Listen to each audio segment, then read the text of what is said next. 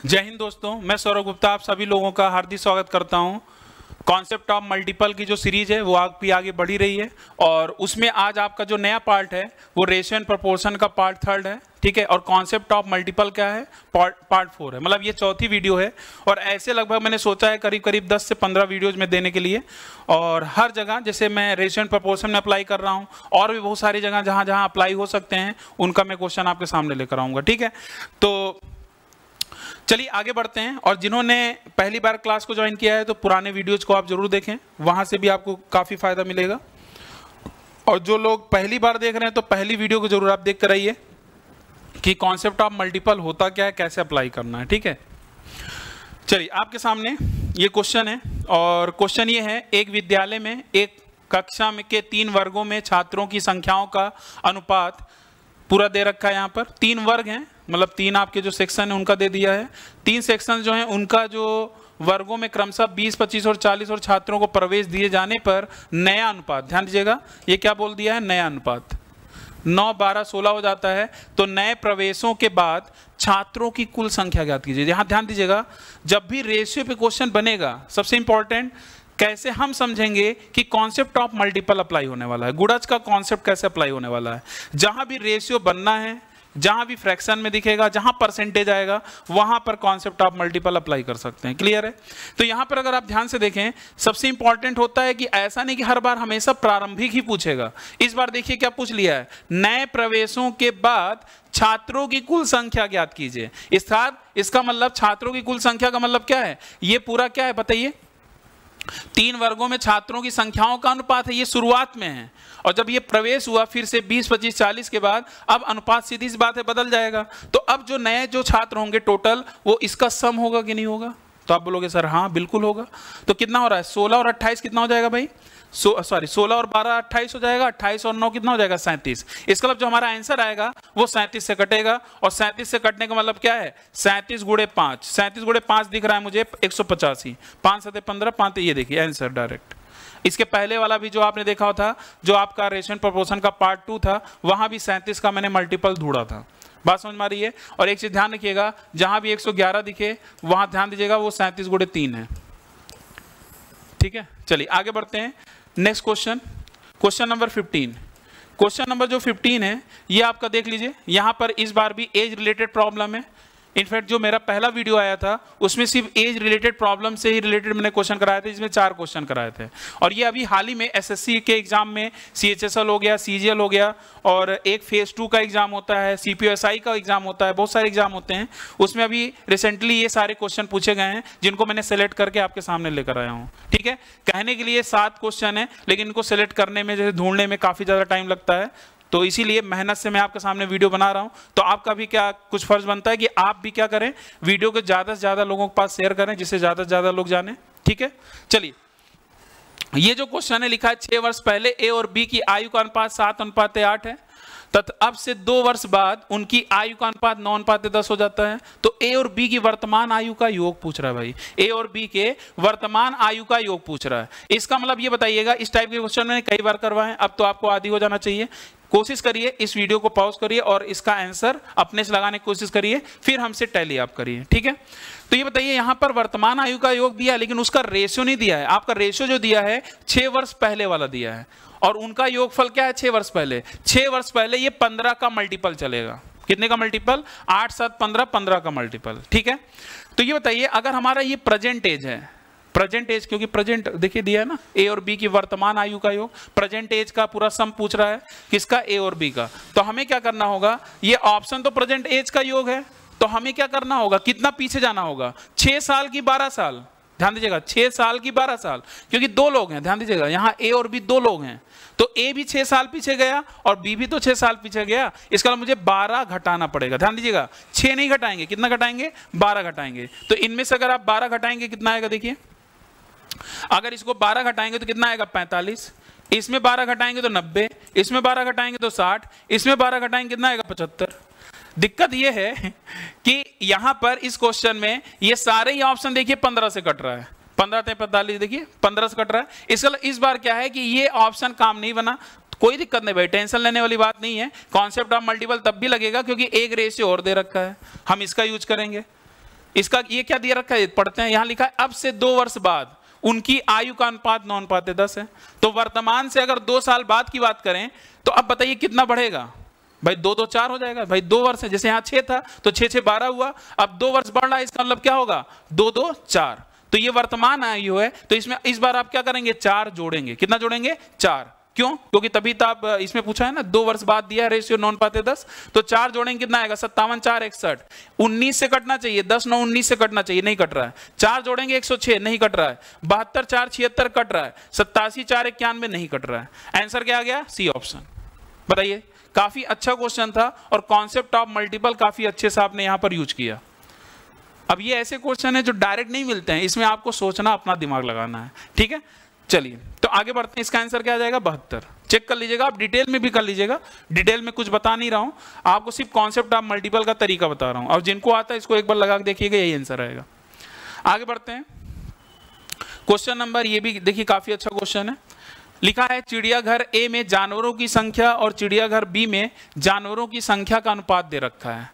ए और बी, मतलब चिड़ियाघर ए है और चिड़ियाघर बी है, उसमें जो जानवरों का अनुपात दे रखा है 6 और 5 का। क्लियर है। फिर आगे क्या बोल रहा है, यदि शुरुआत में चिड़ियाघर बी में 65 जानवर हैं तो चिड़ियाघर ए से कितने जानवरों को चिड़ियाघर बी में स्थानांतरित किया जाना चाहिए। ध्यान रखिएगा, चिड़ियाघर ए से कितने जानवरों को चिड़ियाघर बी में स्थानांतरित किया जाना चाहिए, ताकि चिड़ियाघर ए और चिड़ियाघर बी में जानवरों की संख्या का अनुपात क्या हो जाए 6:7। तो यहाँ पूछा क्या है, यहाँ आपसे ये पूछा है तो चिड़ियाघर ए से कितने जानवरों को चिड़ियाघर बी में स्थानांतरित किया जाना चाहिए। मतलब चिड़ियाघर जो ए था उसमें से बी को भेजा गया है, स्थानांतरित किया गया है, स्थानांतरित किए जाने के बाद भी हमारा जो रेशियो बन रहा है ए और बी में वो 6:7 का बन रहा है। देखा जाए तो ए से भाई कोई भी चीज अगर आप स्थानांतरित कर रहे हो, यहाँ देखिए लिखा है ना, अगर ट्रांसफर कर रहे हो तो इस पे देखिए 6 पर कोई चेंज आ रहा है, 6 पर कोई चेंज नहीं आ रहा है। इसके अलावा जो हमारा आंसर आ रहा होगा वो 6 का मल्टीपल ही बनाएगा, कोई इसमें कमी वृद्धि नहीं आएगी, क्योंकि स्थानांतरित होने के बाद यहाँ लिखा है, फिर से एक बार मैं पढ़ के बता दे रहा हूं, चिड़ियाघर ए से कितने जानवरों को चिड़ियाघर बी में स्थानांतरित किया जाना चाहिए, ताकि चिड़ियाघर ए और चिड़ियाघर बी में जानवरों की संख्या का अनुपात 6 और 7 का ही रहे। तो ये भी 6 ये भी 6, इसका मतलब सीधी सी बात है आपको स्थानांतरित किए जाने पर भी उस पर कोई प्रभाव नहीं पड़ रहा है, इसीलिए हमारा जो आंसर आएगा वो क्या होगा 6 का मल्टीपल बनाएगा। तो एक ही ऑप्शन दिख रहा है भाई, चमक रहा है, पहला ऑप्शन ए ऑप्शन। क्लियर है, समझ में आया। चलिए नेक्स्ट क्वेश्चन, क्वेश्चन नंबर 17। ये अभी तक जितने भी क्वेश्चन मैंने लिए हैं सारे एसएससी 2021 में जितने भी एग्जाम्स होते हैं एसएससी के थ्रू कंडक्ट कराते हैं उन्हीं के सारे क्वेश्चंस हैं, आप देख भी सकते हैं आप पेपर उठाकर। और वो कौन सा चैप्टर, रेशियो एंड प्रोपोर्शन का। ये देखिए रुपए 8,520 की एक धनराशि है और इस अनुपात में विभाजित किया जाता है, तो पूछा है बी और डी के हिस्सों का अंतर ज्ञात कीजिए। ये बड़ा ही अच्छा क्वेश्चन है और थोड़ा यहां समझिएगा, यहां बी और डी की बात कर रहा है। तो सबसे पहले यहां पर देखिए हमारा ए क्या है, बी क्या है, सी क्या है और डी क्या है।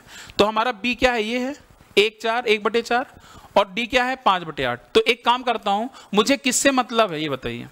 लिखा है बी और डी के हिस्सों का अंतर ज्ञात करना है और टोटल ये दिया है, हमें कुछ करना नहीं है। अब यहां पर कैसे जल्दी करना थोड़ा समझिएगा, अच्छा क्वेश्चन है आपके लिए। तो 1/4 हमने ये लिखा और ये 5/8 लिखा। तो कभी भी ऐसा नहीं करना, आप यहां पर ऐसे भी कर सकते हैं, 8 उधर कर दीजिए, क्रॉस मल्टीप्लाई कर दीजिए, 8 और क्या 5 चौक 20। बात समझ में आ रही है, 8 का उधर मल्टीप्लाई किया, 4 का उधर किया, तो आपका जो बनेगा 8 और 20, मतलब इसको 4 से काटेंगे तो 4 दूनी 8, 4 पंजे 20, मतलब जो हमारा अनुपात बनेगा तो क्या बनेगा 2 और 5 का अनुपात बन रहा होगा। तो हमारा जो अंतर होगा, ध्यान दीजिएगा क्योंकि यहां पूछा ना बी और डी के हिस्सों का अंतर की अगर बात कर रहा है तो ये तो बी और डी का अनुपात बना, तो इसका अंतर कितना है भाई 3 का। 5 और 2 और 5 में अंतर कितने का है 3 का। इसका हमारा आंसर क्या आएगा 3 का मल्टीपल। चेक करते हैं भाई 3 से कौन कट रहा है, एक ही ऑप्शन है, देखिए 1800। देखिए कोई भी ऑप्शन 3 से नहीं कट रहा है, आया समझ में। चलिए नेक्स्ट क्वेश्चन पर आते हैं, क्वेश्चन नंबर 18। देखिए मैं फिर से बोल दूं, जैसे कुछ लोग अगर वीडियो देख रहे हैं ये सोचते हैं सर अगर 2 ऑप्शन 3 ऑप्शन होगा तो क्या होगा। भाई तरीका भी है, तरीके से आप करिए। फिर भाई जहां पर ये बताइए अगर एग्जाम में ऐसे क्वेश्चन आएंगे, अगर पहले से अगर आपको नहीं पता होगा तो आप कैसे सोचेंगे। जैसे काफी स्टूडेंट जब करते हैं क्वेश्चन तो देखते ही क्वेश्चन पे टूट पड़ते हैं, यार नहीं मुझे निकालना है, तो अपने बेसिक तरीके से जाएंगे या जो भी आपको ट्रिक पता है उससे लगाएंगे, तब भी तो टाइम लगेगा। लेकिन इससे अगर आप लगाएंगे देखिए कितना टाइम लगा, बहुत ही कम टाइम, बस समझाने में ही टाइम लग रहा है। नहीं तो अब देखा जाए तो ये जितने भी क्वेश्चन है वो सारे आप 5 से 10 सेकंड के अंदर आप लगा सकते हैं। ठीक है, क्वेश्चन नंबर अब आ जाइएगा 18 पर। ये भी देखिए एज रिलेटेड से प्रॉब्लम है। x और y की वर्तमान आयु का अनुपात 4 और 7 है। 5 वर्षों के बाद अनुपात 5:8 हो जाएगा। तो y की वर्तमान आयु पूछ रहा है। तो y क्या पूछ रहा है? इस बार तो बड़ा आसान हो गया। y क्या है? y क्या है भाई? y तो आपका 7 है, तो 7 का मल्टीपल, बस सीधी सी बात है, एक ही ऑप्शन है। ये तो बड़ा आसान सा क्वेश्चन हो गया ना। अब तो आसान होगा ही ना। क्लियर? कमेंट जरूर किया करिए आपको वीडियो कैसा लगा। ठीक है, क्या आपके अंदर इंप्रूव हो रहा है, क्या आप सोच पा रहे हैं इन सारे क्वेश्चनों को देखकर। ठीक है, तो आप कमेंट जरूर किया करिए। कमेंट अगर आप करते हैं तो भाई हम लोग भी मोटिवेट होते हैं, सारे टीचर्स। तो इसीलिए आप जरूर वीडियो देखा करिए और कमेंट अपना जरूर किया करिए, और कोशिश किया करिए हर जगह आप शेयर करें, ज्यादा से ज्यादा लोगों को जोड़ने की कोशिश करिए। ठीक है, हमारे साथ। सॉरी, चलिए नेक्स्ट क्वेश्चन था ये। जो नेक्स्ट क्वेश्चन है आप एक पढ़ लीजिएगा। इसका हिंदी नहीं लिखा है, लेकिन आप इतना तो आप समझना स्टार्ट ही कर दिए होंगे। लिखा है the sum of 3 positive numbers is 202, मतलब is 202 if the ratio of the first number to the second number. चलिए, फर्स्ट नंबर और सेकंड नंबर का रेशियो दे दिया है। क्या दे दिया है भाई? ये कितनी बार, आप सोचिए कितनी बार क्वेश्चन रिपीट होता है, और हर बार आता है एग्जाम में। फिर लिखा है that of the second number to the third number, 5 और 8। तो यहां मैंने थर्ड लिख लिया। ये 5 और 8 कई बार मैंने इसे कराया भी है। तो आप अगर यहाँ 7 है तो यहाँ 7 रख दीजिए, यहाँ 5 है तो यहाँ 5 रख दीजिए। तो रेशियो देखिए क्या बन जाएगा, 5 दूनी 10, 7 पचे 35 और 8 सते 56। कितना बन जाएगा? 8 सते 56। यहाँ पूछा क्या है? यहाँ पूछा इस बार है, ध्यान दीजिएगा, पूरा जरूर देखा करिए क्या पूछ रहा है। यहाँ पूछ रहा है the difference between the second and third number. तो सेकेंड और थर्ड नंबर कौन सा है? 35 और 56। तो 35 और 56 का जो डिफरेंस है कितना आएगा? 21 आएगा। 15 6 कितना आएगा? 21। इसका मतलब जो हमारा आंसर आएगा वो 3 और क्या होगा? 7 का मल्टीपल होगा। 3 और 7 का मल्टीपल अर्थात 21 का मल्टीपल। 21 का पहाड़ा पढ़ लीजिए भाई, 21 दूनी 42, 21 दूनी 42 हमारा आंसर आ जाएगा। बात समझ में आई नहीं आई? तो ये आपको समझ में आ गया होगा। तो आज का लास्ट क्वेश्चन, अभी तक जितने भी क्वेश्चन मैंने कराए सारे एसएससी में आए हुए थे। अब एक क्वेश्चन बड़ा ही अच्छा है और शायद पूरा बोर्ड भरा भी होगा इस क्वेश्चन में। और ये जो क्वेश्चन है ये मंडी परिषद में UP-SSC के थ्रू ये कंडक्ट एग्जाम हुआ था, उसमें ये क्वेश्चन पूछा गया था। देखिएगा आपको बड़ा मजा आने वाला है। ये देखिए, आपको लग रहा है ना इतना बड़ा क्वेश्चन, अरे भाई इतना बड़ा, लेकिन ये क्वेश्चन मात्र पढ़ने के बाद सिर्फ 2 सेकंड लगेगा। अब बात समझ में ये आती है कि हमें ये समझना है कि क्या पूछ रहा है, क्या पूछ रहा है।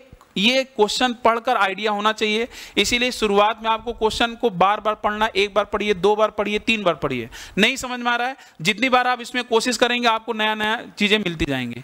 तो एक बार पढ़ा जाए, चलिए ध्यान से पढ़िएगा और कोशिश ये करा करिए जब भी रेशियो पे क्वेश्चन आए ना, शुरुआत की 2 लाइन पढ़िए और बीच का छोड़ दीजिए, और लास्ट में क्या पूछा है वो पूछ लीजिए। अगर मैं भी कितनी बार ऐसा होता है डायरेक्ट वहीं से आंसर आ जाता है, पता चला 2 लाइन फालतू में आपने पढ़ा, उसमें भी पढ़ने में टाइम गया। ठीक है, जैसे मैं पढ़ रहा हूं समझिएगा। एक कंपनी द्वारा भर्ती प्रक्रिया के बाद कुछ उम्मीदवारों का चयन किया गया था। लिखा है चयनित और अचयनित का अनुपात। चयनित और अचयनित का अनुपात कितना दे रखा है? 4:1। चयनित और अचयनित का अनुपात दे रखा है 4:1। ये बताइए, कोई भी उम्मीदवार जो कोई फॉर्म भरता है, भाई फॉर्म तो सभी भरेंगे, फॉर्म भरने के बाद जब एग्जाम कंडक्ट होता है तो उसमें कुछ चयन होंगे, कुछ अचयन होंगे।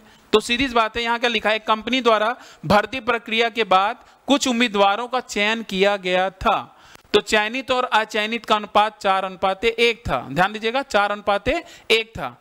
इतना पढ़ लिए ना। अब ये सब नहीं पढ़ना है, यदि 70 कम, ये सब छोड़िए। अब डायरेक्ट आ जाइए, क्या पूछ रहा है, क्या पूछ रहा है देखते हैं। लिखा है तो चयनित और अचयनित का अनुपात, ये भी नहीं पढ़ना भाई, हमसे जो पूछ रहा है वो पढ़ना है। कितने उम्मीदवारों का चयन किया गया था।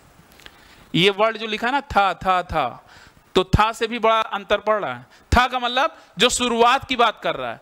अगर ये पूछा होता कि नया क्या होगा, तब हम इसको देखते। बात समझ में आ रही है? यहां पर क्या बोल रहा है? कितने उम्मीदवारों का चयन किया गया था।